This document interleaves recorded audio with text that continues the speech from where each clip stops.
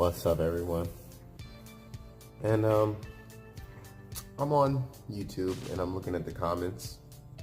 You know, like I should. And I'm reading them and I see these harsh, super harsh comments about get the fuck out of here, you're a fanboy, da da da, you don't know what the fuck you're talking about. Okay.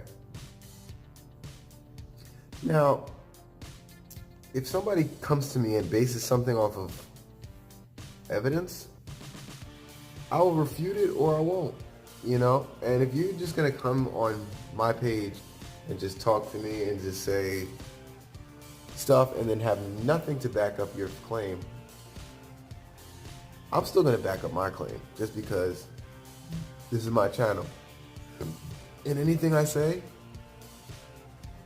I will put it to anybody who doesn't understand it in the best way possible. So I broke it down. Basically, the whole conversation was, naturally, once a person is in a certain weight class, naturally, 9 times out of 10, they will outgrow that weight class. Nothing crazy about that here. You know, nothing crazy there. I said Earl Spence is getting a little too big for his weight class, and you can see by the last fight against Mikey Garcia where the power didn't translate this time. And that usually happens when somebody outgrows a weight class, and somebody's like, well, if you outgrow a weight class, you can't make weight. It's not that you can't make weight. You can make weight, but you lose a lot in the process of trying to make weight. A la Earl Spence's power, you know, getting down to a low enough weight where he can make the fight happen is now starting to compromise his power. And I got all this hate stuff and da da da da. But look, guys, it's not hating. Hating would be like, I don't like the dude. I didn't say anything about how I feel about him. I didn't say anything about that. So why are you guys hating on my comments, or you hating on me, and then you don't want me to hate on someone else, and I'm not even hating on them? It's confusing. But guys, I still would love you guys to comment, subscribe, talk negative, positive, doesn't matter to me. As long as you are commenting on the actual, your you know, what you got out for other video and how you felt about it, I don't care. Anyway, all that to say this. We're going to talk about Terrence Crawford and Amir Khan.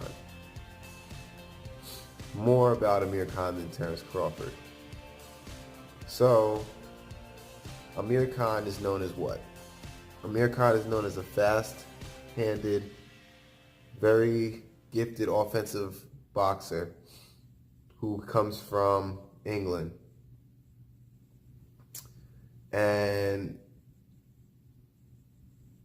the problem with Khan, the problem a lot of people had with Khan was the chin problem. And there's two different philosophies behind this chin thing, being chinny. There's the philosophy of defense, or lack thereof, which can equate for a couple of mishaps if you don't pay attention, which is true. I believe that. And there's the other, where people say you just have a weak chin. Could be true too, I don't know. Because, you know, some people can get hit, some people can take hits. You know, so I don't know the science behind that. But what I think it is with Amir Khan that gets him knocked out a lot is the lapses in defense. And I think, to be honest, I think a lot of his knockout that he gets, a lot of times that he does get knocked out or knocked down, I think that it doesn't tell the whole test. I don't think his chin is as weak as people really think it is. And I think that some of that was moving up in weight, and some of it is just luck of the draw. You know, and some people just get clipped more than others, and it gives them a reputation, but that's not the whole picture. Now, I say that to say this. What about when he fights Terrence Crawford?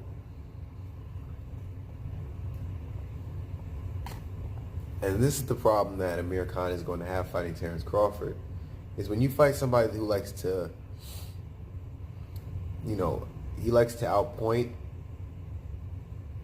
his opposition or competition, and you have somebody that is at elite level of being able to hit you and hit you flush at multiple times. And it's going to be, that's the thing, he's going to hit Khan flush a lot, because that's just the type of fighter Bud Crawford is. He's just a very accurate puncher, which is not good for Amir Khan. Or is it? Amir Khan doesn't do well against power. Nor does he do good against, we haven't seen him really been outboxed by anybody. It's always been about how his chin holds up and how it's going to hold up against Terrence Crawford. So what I'm going to do is give you my prediction of what I think will happen in this fight. I think the fight will start off very, very fast. I don't think there's going to be much of a feel-out process because of the way that Amir Khan punches. It's very intimidating, or it can get you started up.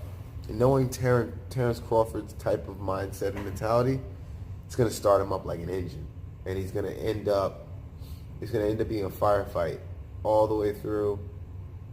And I just see Amir Khan not being able to last and just getting tired and getting clipped off of being tired, not actually getting clipped off being hurt, but just being tired and being lackadaisical with his defense. And I see this happening around 8th or 9th round,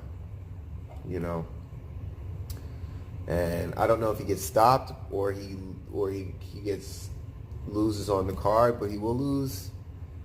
And it will be around the 7th round is when you start seeing this big swivel. Maybe it'll be back and forth, or it'll be close throughout, 1 through 6. But I think 7 will be the deal breaker, where we see the will tested of Khan and if he can actually prevail or not. And this has been my analysis. Thank you guys.